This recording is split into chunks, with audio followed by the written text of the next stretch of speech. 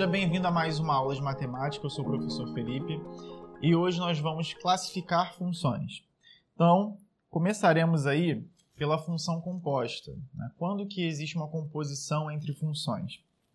Então, dadas duas funções aí, f e g, nós vamos obter uma outra função representada aí, né, por g composta com f, né?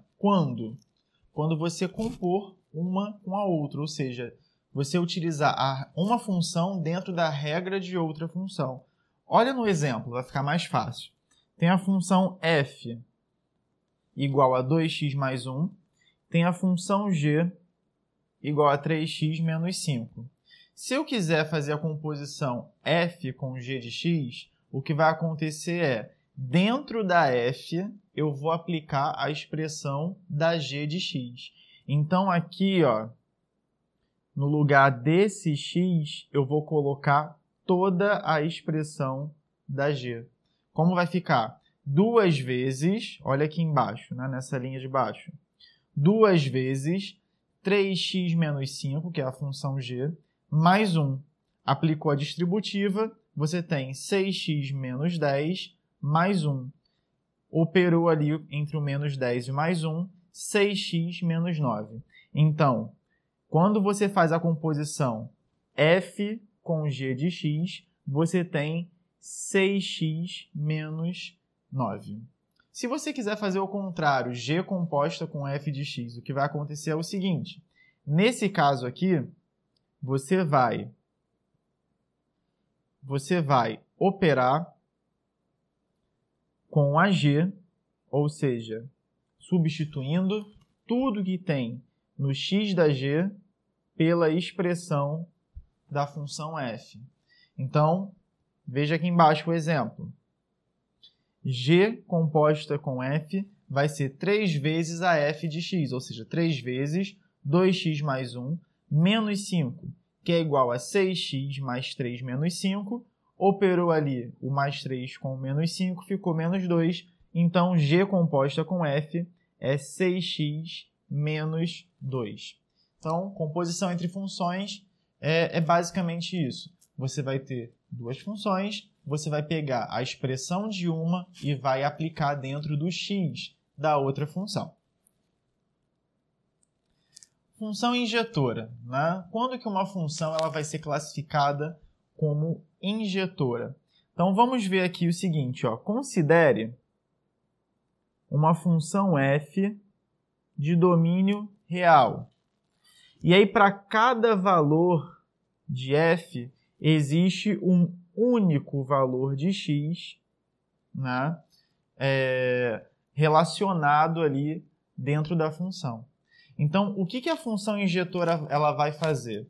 A função injetora ela vai ser aquela função onde todo elemento x ele tem imagem e essa imagem é única. Ele não vai partilhar essa imagem com outros elementos x do domínio.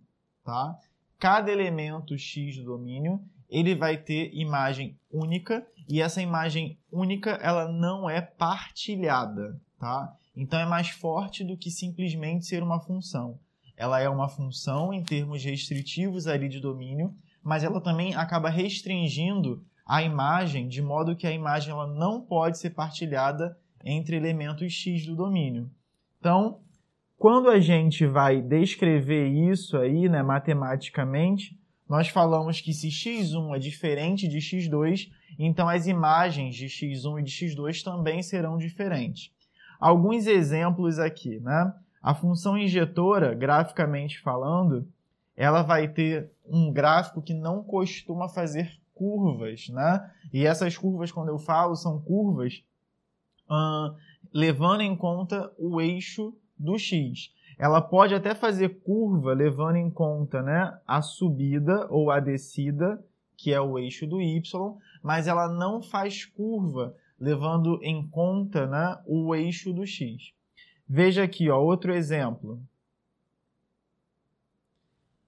Aqui, ó, você percebe que a função ela só cresce, ela não vai fazer curva levando em conta o eixo do x. Um exemplo de uma função, né, de um gráfico de função que não seria injetora, seria esse daqui. Se eu tenho aqui um gráfico de função e, olha, ela está fazendo uma curva levando em conta aqui o eixo do x, né, o caminhar do domínio.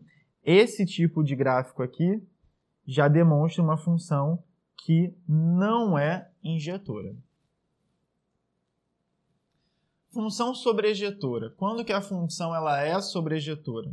Bom, pensa aí uma função f, tá? E essa função ela vai ser sobrejetora quando o seu contradomínio for igual à sua imagem. O que isso quer dizer? Quer dizer que todo o contradomínio está sendo utilizado como imagem de uma função. Se todo o contradomínio ele é imagem, ou seja, para qualquer elemento do contradomínio existe um x relacionado a ele, essa função ela é classificada como sobrejetora, tá? Então veja aqui, ó, exemplo disso. A função y igual a x mais 1. Essa função ela tem contradomínio real e ela tem imagem também real. Como ela tem contradomínio igual à imagem, ela é classificada como função sobrejetora, certo? Agora, a função x igual, aliás, y igual a x ao quadrado, ela não vai ser classificada como uma função sobrejetora, porque apesar do seu contradomínio ser real, a sua imagem ela abriga apenas os reais positivos. Afinal de contas, todo número real ao quadrado sempre será positivo. E dentro do conjunto real você tem ali também parte dos elementos que são negativos. Logo, a imagem dessa função ela não abriga a parte negativa do conjunto, contradomínio. Então, ela não é sobrejetora, certo? A função bijetora é aquela função que ela tanto é sobrejetora como injetora. Então, quando a função ela consegue atender a essas duas características, né, esses dois critérios, ela vai ser classificada como uma função bijetora. Exemplos disso são funções de primeiro grau. Todas as funções ali, né, de primeiro grau, elas serão classificadas como funções bijetoras. Enquanto que as funções que são expressas aí como expressões de grau 2, elas não serão bijetoras, porque elas não são nem mesmo injetoras, quanto menos sobrejetoras. Bom, pessoal, terminamos por aqui. Bons estudos e até a próxima aula.